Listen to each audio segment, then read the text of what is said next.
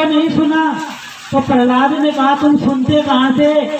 जब मेरे गुरुजी मुझे पढ़ा रहे थे तो तुम थे ही नहीं। तो बच्चों ने कहा कि प्रहलाद तो तू कहना चाहता है, साफ साफ बता। तो प्रहलाद ने कहा देखो ये मनमुखी बातें नहीं है, मैंने अपने गुरुजी से सीखी है। कब सीखी? जब मैं अपनी माँ के पेट में था। दो लोगों ने माँ के पेट में विद्या सीखी है, एक प्रहलाद ने, दूसरा अभिमन्यु ने। लेकिन अभिमन्यु ने पूरी विद्या नहीं सीखी थी, बाहर निकलने की चक्रव्यूह से। तो प्रहलाद ने माँ के पेट में सीख लिया था।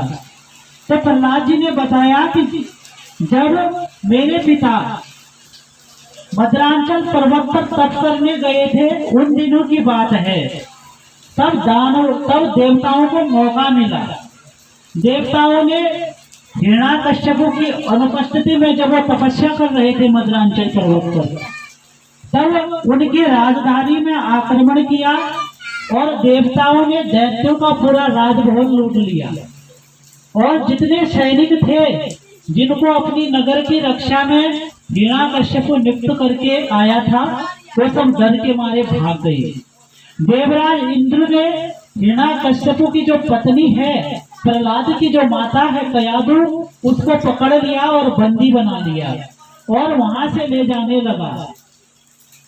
तो प्रहलाद जी दैत्य बालकों को अपनी कथा बताते हुए कह रहे हैं कि उस समय मेरी माँ रो रही थी। संयोग बस न जाने कहां से वहां नारद जी आ गए। तो उन्होंने इंद्र को फटकार लगाई और यह सब कुकृत्य करने से मना किया। इंद्र ने कहा कि मैं इसके पेट में मेरे शत्रु का गर्भ पल रहा है, जब वह पैदा हो जाएगा तो इसके पुत्र को मार दूंगा और फिर इसको मैं छोड़ दूंगा, बाकी इससे मुझे कोई। 9 पुत्र होते हैं, जब 10वां पुत्र हुआ रहता है तो 10वां पुत्र उसके वैश्या के पेट में होता है अजामिल का। तो एक दिन संत उसके यहाँ आते हैं। जब संत उनके यहाँ आते हैं तो उनके यहाँ भोजन कर लेते हैं धोखे से। तो उसको बोलते हैं कि अब इस पुत्र का नाम नारायण रखना। तो संतों की आज्ञा मान करके उनका नाम नारायण रख देते हैं। और जब अजामिल मरने लगा तो उस समय यमदूत और भगवान के दूत आते हैं, दोनों में संवाद होता है, वो कथा सुनाई। और अंत में जो है यमदूत अजामिल को छोड़कर चले गए, देवदूत भी अजामिल को छोड़कर चले गए। तो मरते समय जब यमदूत आए प्राण खींचने लगे तो उसने अपने पुत्र को पुकारा था कि नारायण नारायण। देवदूत और यमदूत में वही विवाद हुआ कि इसने नारायण कहा है तो ये बैकुंठ जाएगा। तो इस प्रकार उनके विवाद का प्रसंग है और इसका रिजल्ट ये निकला कि दोनों छोड़कर चले जाते हैं। और अब अजामिल ने भगवान नाम का चमत्कार देख लिया था, तो इसलिए अजामिल अब सब कुछ छोड़ छाड़ करके हरिद्वार चले गया और वहां भगवान का भजन करते हुए मुक्त हो गया। तो इसके बाद भगवान, अब परीक्षित ने प्रश्न किया कि भगवान मुझे ध्रुव जी का चरित्र और वंश है, ऐसा लग रहा है कि आज प्रलय हो जाएगा। ब्रह्मा जी दूर से स्तुति कर रहे हैं कि हे प्रभु शांत हो जाओ, शांत हो जाओ। रथ पर विराजमान होते हैं, गोपियां रथ में विराजमान श्री कृष्ण का अंतिम दर्शन कर रही है। आज के बाद गोपियां कन्हैया का दर्शन नहीं कर पाएंगी। आज गोपियां अंतिम दर्शन कर रही है। ये भाव जब मन में आया तो गोपियां व्याकुल हो गई। एवं प्रोणा बृहात्रा भृशं ब्रजे स्त्रिया कृष्ण विषक्त मानसा विसर्जलज्जार रुद्र संस्वरा गोविंद दामोदर मांग बेटी। हे गोविंद, हे दामोदर, हे प्राण प्यारे, इस ब्रज को अनाथ करके न जाओ। आप ही हमारे आधार हो, हमारा जीवन आपके लिए है, जल्दी गोकुल आ जाओ। श्री कृष्ण ने कहा, गोपियों मैं आऊंगा, मैं आऊंगा। उसी समय अंकुर जी रथ चला देते हैं। जब तक रथ दिखाई देता है गोपियां रथ को देखती रहती है। अब भगवान चले गए, गोपियां रोती हुई विलाप करती हुई घर आई। इधर अंकुर जी महाराज कृष्ण बलराम को रथ में बैठा कर मथुरा ले जा रहे हैं और अंकुर जी को बड़ा पश्चाताप हो रहा है। सोच रहे हैं मैं कितना बड़ा पाप कर दिया। यह ब्रजवासी गोपियां, यशोदा जी, ये गोल ग्वाल बाल सब कन्हैया से कितना प्रेम करते हैं। मैंने कृष्ण को सबसे दूर कर दिया, इन्हें कंस के पास ले जा रहा हूँ। कंस बड़ा दुष्ट है, अगर कुछ अहित हो जाएगा तो मैं गोपियों को क्या जवाब दूंगा। कृष्ण बलराम रथ में बैठे हैं। मध्याह्न संध्या करने के लिए अंकुर जी यमुना से उतरते हैं, यमुना में स्नान करते हैं। यमुना जल के भीतर अंकुर जी को कृष्ण बलराम का दर्शन होता है। अंकुर जी स्तुति करते हैं। अब जब यमुना जल से बाहर आकर देखा तो दोनों भाइयों को रथ में बैठा हुआ देखा। अब फिर जब डुबकी लगाते हैं तो जल के भीतर नजर आते हैं। बाहर निकलकर देखते हैं तो दोनों भैया अंकुर जी रथ में बैठे हुए नजर आते हैं। अंकुर जी बड़े सोच में पड़ गए। भगवान ने कहा, चाचा जी बड़ी देर लगा दी यमुना में स्नान करने में। तो अंकुर जी चरणों में गिर पड़े। कहा, प्रभु ज्यादा लीला न करो, नहीं तो मैं पागल हो जाऊंगा।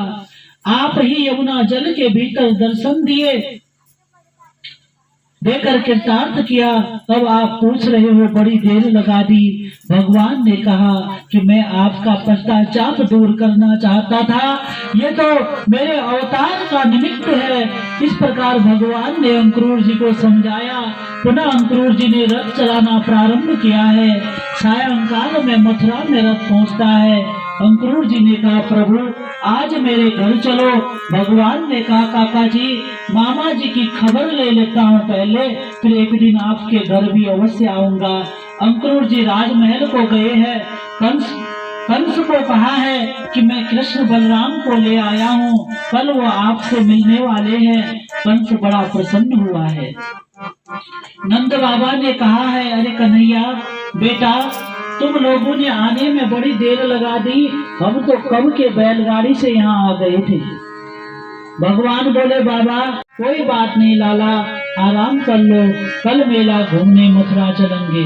भगवान बोले, बाबा अभी एक पहर बाकी है, आप आज्ञा करो तो मैं आज मेला घूम लेता हूँ, बाकी का कल घूम लेंगे आराम से।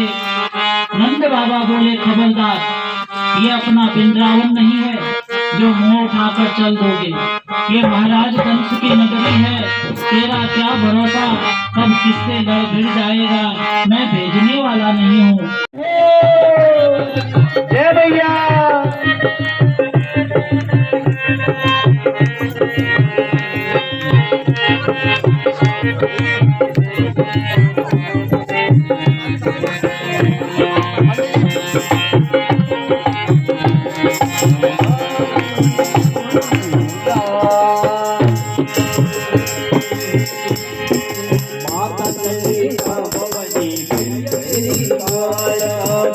चंडिका भवानी जय मैया भवानी, माता चंडिका भवानी जय मैया भवानी। अष्टभुजाधारी माता शेर की सवारी, अष्टभुजाधारी माता शेर की सवारी।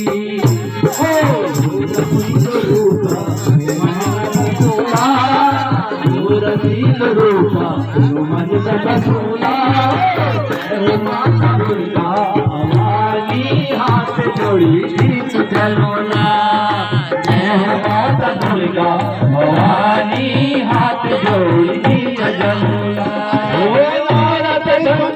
माता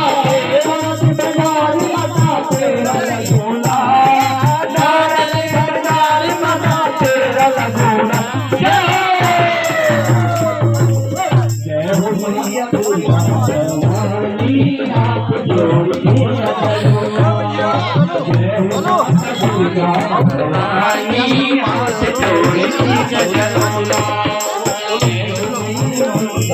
भवानी हाथ जोड़ी जगदम्बा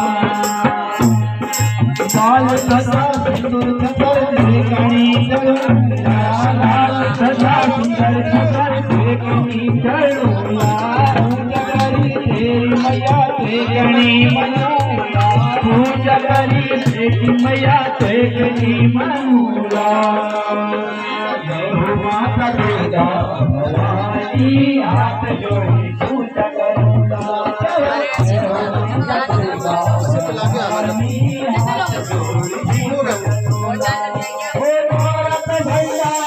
सुन रहे हैं यहाँ पर हम लोगों के लिए, व्रत वालों के लिए खाना। जिनका व्रत नहीं था उन्होंने खा लिया है खाना। आज शाम का खाना बनेगा उनके लिए। हमारा तो पूरा दिन व्रत था, अब 7-9 दिन तक व्रत रहेगा, 8 दिन तक।